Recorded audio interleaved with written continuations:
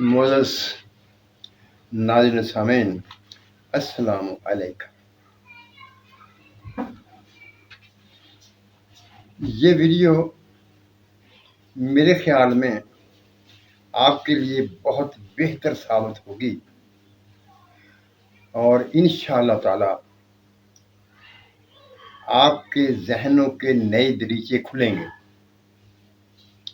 اور دین اسلام ایک واضح شکل میں آپ کے سامنے آ جائے گا۔ اس کے اصول و ضوابط کو آپ بڑی آسانی سے سمجھ سکیں گے اور اس کے اعمال پر، اسلامی شعائر پر عمل کرنا بھی آپ کے لیے بہت آسان ہو جائے گا۔ کسی بھی کتاب کا ایک انداز ہوتا ہے، ایک طریقہ کار ہوتا ہے، جس انداز سے وہ کتاب لکھنے والا اپنی بات لوگوں تک پہنچاتا ہے۔ قرآن کیونکہ ایک کتاب ہے، ذالک الکتاب لا ریب فیہ، اللہ تعالیٰ شروع میں فرما رہا ہے کہ یہ ایک کتاب ہے جس میں کوئی شک نہیں۔ شک والی بات تو صرف اللہ تعالیٰ ہی کی ذات کر سکتی ہے، اور دوسرا کوئی رائٹر ہو، مصنف ہو، وہ یہ بات نہیں کر سکتا، کیونکہ وہ ایک محدود شخصیت ہے اور اس کی کہی ہوئی بات بھی محدود ہی ہوگی۔ لیکن بار الہ کی بات وہ مکمل، ہر لحاظ سے ایک نقطے کے 360 پہلو ہوتے ہیں، اور قرآن مجید کے ہر لفظ کے، ہر بات کے 360 پہلو ہیں، لیکن یہ صفت کسی اور کتاب میں نہیں ہو سکتی، کسی اور شخص کے کہی ہوئی بات میں نہیں ہو سکتی، کیونکہ وہ ان نکات میں سے، ان پہلوؤں میں جتنے کو سمجھ سکے گا ان کے مطابق بات کرے گا، لیکن خالق کائنات جو ہے وہ سب جانتا ہے، وہ سب سمجھتا ہے، اور اس کی بات میں ہر نقطے پر 360 کم از کم 360 پہلو ہوں گے۔ کتنے پہلو ہوں گے یہ کوئی نہیں جانتا، کوئی نہیں بتا سکتا سوائے اللہ تعالیٰ کی ذات کے۔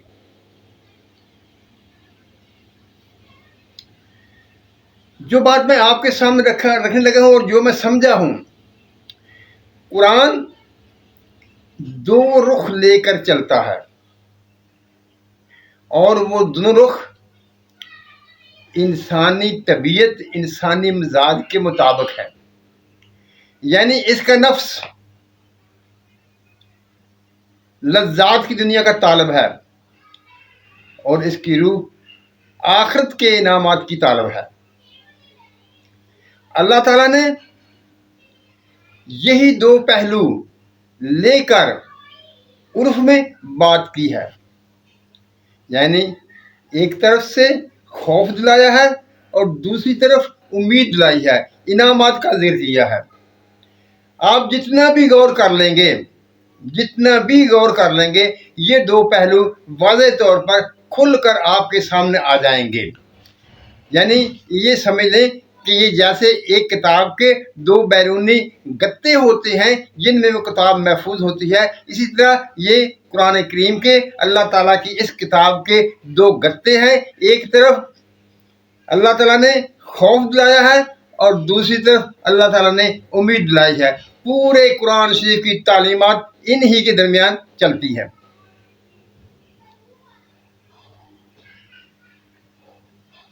اب دیکھیے، ہمارے مختلف گروہ بنے ہوئے ہیں، ان کی بنیاد کیا ہے؟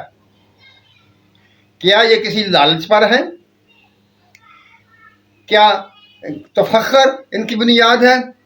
جو میں سمجھتا ہوں وہ یہ ہے کہ ان کی بنیاد خوف ہے۔ ہر مسلمان یہ چاہتا ہے کہ آخرت میں اس کی کامیابی ہو اور وہ اللہ تعالیٰ کے بتائے ہوئے قوانین کے مطابق چلے، کہیں اس سے ادھر ادھر نہ ہو جائے۔ یہی بات ہے کہ جو وہ اپنی بات سمجھتا ہے، کہتا ہے کہ یہ ٹھیک ہے، جو میں نے سمجھا ہے سارے اس پر آ جائیں تاکہ وہ نجات پا جائیں۔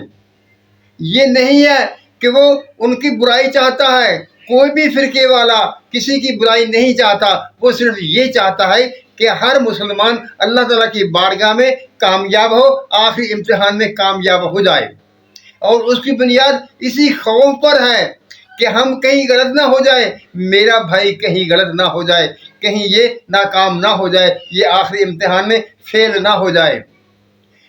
یہی اس کی طرف ہے، یہی اس کی خواہش ہے کہ ہر مسلمان اللہ تعالیٰ کے حضور کامیاب ہو اور سرخرو ہو اور اپنے نبی پاک صلی اللہ علیہ وسلم کے سامنے ایک روشن چہرے کے ساتھ جا سکے، خوشی سے دھمکتے چہرے کے ساتھ جا سکے کہ میں نے من و ان آپ کے احکامات پر عمل کیا ہے۔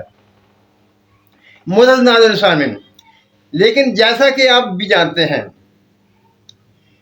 ہر ایک چیز میں جب فخر پیدا ہو جائے یا انسان یہی بات سمجھنے لگے کہ جو میں کہہ رہا ہوں وہ صحیح ہے، اس کے علاوہ سب غلط ہے، یہی وہ جگہ ہے جہاں پر آ کر آپس میں اختلاف بڑھ جاتا ہے، آپس میں اختلافات پیدا ہو جاتے ہیں۔ کوئی بھی انسان انبیاء کو چھوڑ کر، اولیاء کو چھوڑ کر کوئی بھی انسان کامل ہونے کا دعویٰ نہیں کر سکتا۔ کام و اکمل اللہ تعالیٰ اور اللہ تعالیٰ کے انبیاء اور رسل ہیں، اس کے اولیاء ہیں جن کی اللہ تعالیٰ رہنمائی کرتا ہے، وہ صحیح راستے پر ہوتے ہیں اور ان کو صحیح راستے پر ماننا ہی انسانی کامیابی ہے۔ ہماری آخری کامیابی ہے کہ ہم ان کو صحیح مانیں۔ اگر ہم ان کو ہی صحیح نہیں مانیں گے تو ہم صحیح کیسے ہو سکتے ہیں؟ کیونکہ وہ ہمارے لیے معیار ہیں اور وہ خدا کی منشا کو ظاہر کرنے والے ہیں، کیونکہ ان کا رابطہ براہ راست اللہ تعالیٰ کی ذات سے ہوتا تھا، اللہ تعالیٰ ان سے ہم کلام ہوتا تھا، لہذا ان کی کہی ہوئی بات حق اور سچ ہوتی ہے۔ لیکن پھر بات یہی آ جاتی ہے، کیا ہم جو ہمارے نبی نے، جو ہماری کتاب نے ہمیں بتایا ہے، کیا ہم اس کو سمجھ سکے ہیں؟ یہی وہ نقطہ ہے اور اسی نقطے پر یہ خوف پیدا ہوتا ہے کہ ہم کہیں غلط نہ ہو جائیں۔ یہی خوف ہم کو فرقوں میں بانٹ دیتا ہے۔ جیسا کہ میں نے پہلے عرض کیا ہے کہ ہم سمجھتے ہیں کہ ہم خدا کی حقیقی منشا کو پالیں اور اپنی کامیابی کو یقینی بنا لیں، اس پر کامیاب ہونے کے لیے اعمال کر لیں۔ لیکن اللہ تعالیٰ کی ذات نے ہمیں کچھ اصول دیے ہیں، کچھ ایسی رہنما باتیں بتائی ہیں، اگر وہ ہم میں پیدا ہو جائیں تو انشاءاللہ تعالیٰ ہم حق کو پالیں گے۔ وہ باتیں کیا ہیں؟ یہ باتیں علماء کرام نے، بزرگان دین نے کھول کھول کر بیان کی ہیں۔ ایک بات تو آپ کے دل میں نرمی پیدا ہو جائے، آپ کے دل میں فخر مٹ جائے، غرور مٹ جائے، اپنے آپ کو بڑا سمجھنا ختم کر دیں، لوگوں کی خیر خواہی پر عمل کریں، دوسروں کی خیر خواہی کو اپنی خیر خواہی سے بہتر جانیں۔ یہ اور اسی طرح کی اور بہت سی باتیں ہیں جو اس بات کو ظاہر کرتی ہیں کہ ہم سیدھے راستے پر ہیں۔ لیکن افسوس اس بات کی ہے کہ وہ خوف جو ناکامی کا خوف تھا، جس خوف کی وجہ سے ہم نے چاہا کہ ہم ایسے طریقے پر عمل کر لیں جو ہمیں کامیاب بنا دے، اسی خوف کی وجہ سے اس طریقوں کو ہم نے آخری طریقہ سمجھ لیا، اپنی سمجھ کو ہی خدا کی منشا سمجھ لیا، تو ہم اپنے راستے سے بھٹک گئے اور اسی کے نتیجے میں اسی میں مختلف گروہ بن گئے، ہر گروہ اپنی بات پر اڑ گیا۔ حضور اکرم صلی اللہ علیہ وسلم جو حدیث مبارکہ ہے کہ یہودیوں کے 71 فرقے، عیسائیوں کے، انصاریوں کے 72 فرقے، اور حضرت صلی اللہ علیہ وسلم نے کہ میری امت کے 73 فرقے ہوں گے اور ایک ہی جنتی ہوگا۔ اب ہم میں سے ہر گروہ یہ دعویٰ کر رہا ہے کہ ہم جنتی ہیں، ہم جنتی ہیں۔ دیکھیے، میں ایک بات آپ سے پوچھتا ہوں، کوئی بھی فرقہ لے لیجئے، مثال کے طور پر دیوبندی لے لیجیے، بیلوی لے لیجیے، اہل حدیث لے لیجیے، اہل تشیع لے لیجیے، کوئی بھی فرقہ لے لیجیے، کیا اس فرقے کے داعی، اس فرقے والوں کے ساتھ چلنے والے سب لوگ ایک سے ہیں؟ کیا ان میں برے لوگ نہیں ہیں؟ کیا ان میں گناہ کرنے والے نہیں ہیں؟ دونوں طرح کے لوگ پائے جاتے ہیں، ہر گروہ میں پائے جاتے ہیں، ہر فرقے میں پائے جاتے ہیں، نیک لوگ بھی پائے جاتے ہیں اور گناہ کے دعویٰ کرنے والے بھی پائے جاتے ہیں، گناہ پر عمل کرنے والے بھی پائے جاتے ہیں اور اپنے کو مسلمان کہنے والے بھی پائے جاتے ہیں۔ جب ہر گروہ میں مختلف قسم کے لوگ پائے جاتے ہیں تو ہر ایک فرقہ مجموعی طور پر کیسے جنتی ہو سکتا ہے؟ اس کا مطلب یہ ہوا کہ جو حضرت نے ارشاد فرمایا ہے کہ وہ گروہ جنتی ہوگا، اس کی مخصوص نشانیاں ہوں گی، وہ یہ فرقے نہیں ہوں گے جو ہم نے نام رکھے ہوئے ہیں، وہ ان خصائص کے حامل ہوں گے جن کا ذکر قرآن میں کیا گیا ہے، یعنی وہ ہمدرد ہوں گے، خیر خواہ ہوں گے، وہ دوسرے کا بھلا چاہنے والے ہوں گے، وہ رب سے ڈرنے والے ہوں گے، ان کے پہلو راتوں کو بستروں سے الگ ہوتے ہوں گے۔ یہ تمام اور اس جیسی اور بھی صفتیں جو اللہ تعالیٰ نے بیان کی ہیں، وہ اہل حدیثوں میں بھی ہو سکتی ہیں، بریلی میں ہو سکتی ہیں، دیوبندے میں ہو سکتی ہیں، اہل تشیع میں ہو سکتی ہیں، بلکہ ہر قسم کے گروہ میں ہو سکتی ہیں۔ وہ گروہ جو اللہ تعالیٰ کی توحید اور حضرت محمد صلی اللہ علیہ وسلم کی رسالت پر ایمان رکھتے ہیں، اور ان میں جو ایسے لوگ پائے جاتے ہیں وہ ایک گروہ ہوں گے، وہ یہ گروہ نہیں ہوں گے جن کے ہم نے مقصد نہ رکھے ہوئے ہیں۔ دعویٰ ہم یہ کرتے ہیں کہ ہم جنتی گروہ ہیں، اپنی جماعت کو جنتی جماعت کہتے ہیں، لیکن ہم میں ہر قسم کے لوگ ہیں، ہمیں پتہ ہے، ہر شخص جانتا ہے کہ ہمیں اچھے بھی لوگ ہیں، برے بھی لوگ ہیں، تو جب ہمیں پتہ ہے تو ہم مجموعی طور پر کیسا دعویٰ کر سکتے ہیں؟